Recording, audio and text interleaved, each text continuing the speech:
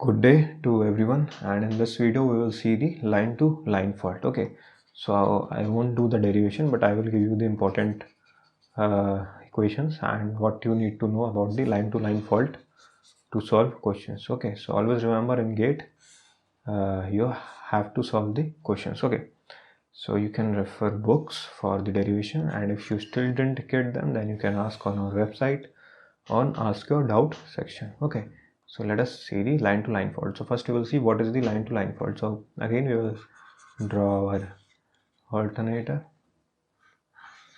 Okay, so yeah,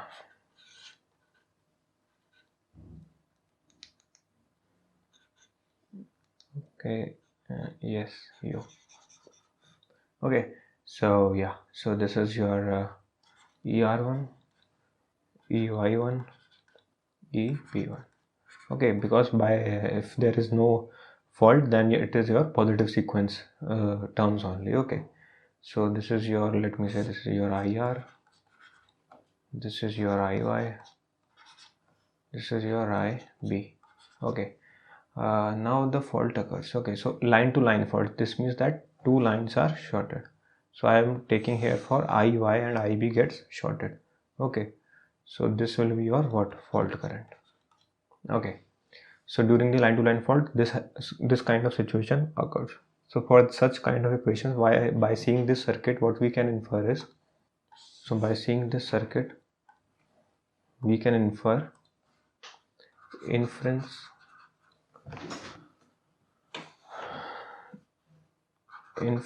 from circuit. Okay, so from the circuit what we can infer is that your IY is equal to IF. Okay, both the currents are in same direction, but it is equal to minus times IB. Okay, so this is one thing. By seeing the circuit we can see. Now we know during short circuited your voltage become 0, so your Vy will be equal to Vb.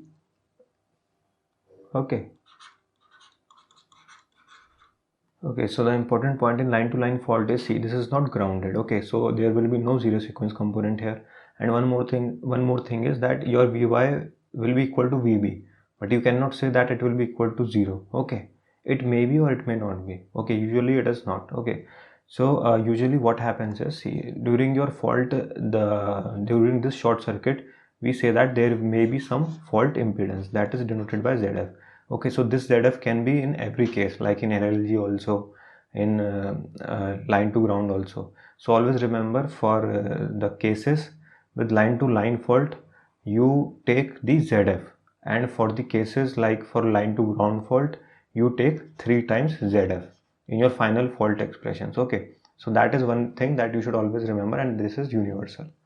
Okay, so always remember that for line to line fault, it is Vy equal to Vb, and this is not equal to 0. Okay, and your third point will be that your IR will, your Vr will not be equal to 0.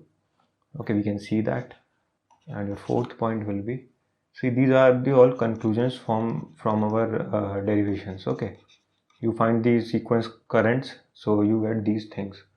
So IR2 is equal to minus IR1, and there is one more thing, that is your VR1 is equal to VR2. Okay, so here your fault current is given by IF is equal to root 3 IR1, and your IR1 is given by IF is equal to root 3 ER1 divided by X1 equivalent plus X2 equivalent. Okay, so these X1 X2 comes from the equivalent circuit, this whole expression, the value of IR1. Okay, now what I was saying is that if there is some ZF, that is your fault impedance given in the question, so you will add here your fault impedance also. So, since it is a case of line to line fault only, so you will add only ZF. Okay, but if it was the case of like LLG fault, then your expression in the denominator you should have added 3 times ZF. Okay, so this thing you should always remember, that in cases of the fault with ground, you add 3 ZF if your fault impedance is given Okay, let me rub this.